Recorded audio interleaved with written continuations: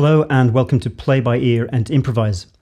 The website is called playbyearandimprovise.com, and on the website you're going to find over 150 videos and backing tracks which are all dedicated to helping you learn to play by ear and to improvise. This page of the website, of the channel, is called Let's Improvise, and so all of the skills that we've worked on so far could be building up to you now trying to improvise over real pieces of music. There's a real tension in my website, in this channel, because on the one hand I believe that play is the most amazing way for you to learn something. Children learn so much through play, through unstructured play. They make mistakes, they try things out, they're curious, they keep going. Adults often lose this ability to be playful, and so we often want things broken down into steps. I know where I want to get to. How do I get there? What are the steps going to be? So this is the tension at the heart of learning to improvise. You can make a syllabus out of it. You can tell people what to do. But fundamentally, you've got to get playful. And you've got to allow yourself unstructured play with music. So with these pieces on this page, you can just jump in, choose one of the tunes in a particular key, press play the melody, play around with it, see what happens. That's a completely valid way to go about this. If you want a little bit more structure, I've come up with 9 steps. I didn't follow these 9 steps when I was learning to improvise. I learned it in a much more random way. It took me years and years and years. But I do think that looking back on my progress as a musician, that it's possible to break down all of the skills I've learned into, let's say, 9 steps. Could be more, could be fewer. These steps aren't sequential, so you don't have to go 1 to 9. You could do the first 3 steps, skip to number 9. You could start with number 9 perhaps.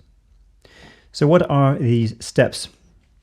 Well, the first one isn't playful at all, and it's to make sure that you can play the melody by ear. The second one is to get playful with the rhythm of the melody. The third one is to start adding passing notes to the melody if there is space for passing notes. By the way, I demonstrate all of these things later on. The fourth step would be to identify which scale the melody uses. Lots of jazz pieces, for example, switch scale quite quickly between the chords, between the measures, and that's really, really challenging. But I've got plenty of pieces where you can just take one scale and stick to that scale for the whole piece.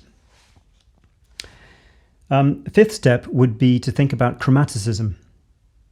And chromaticism just means to add those little chromatic half steps between the notes in the scale you're in. The sixth step would be to think about the harmony of the piece. Most pieces that we improvise on have a chord structure accompanying them. And so to outline the harmony means to use arpeggios to play the notes in the chord that you're on. The next step is to think about repetition, silence, and sequences. These are 3 really, really important tools to the improviser. Repetition isn't a great thing in conversation. We always try to keep things moving, say something new. But in music, repetition is extremely important. Another thing that's very powerful is silence. Playing a phrase and stopping is going to make the audience wonder what you're going to play next.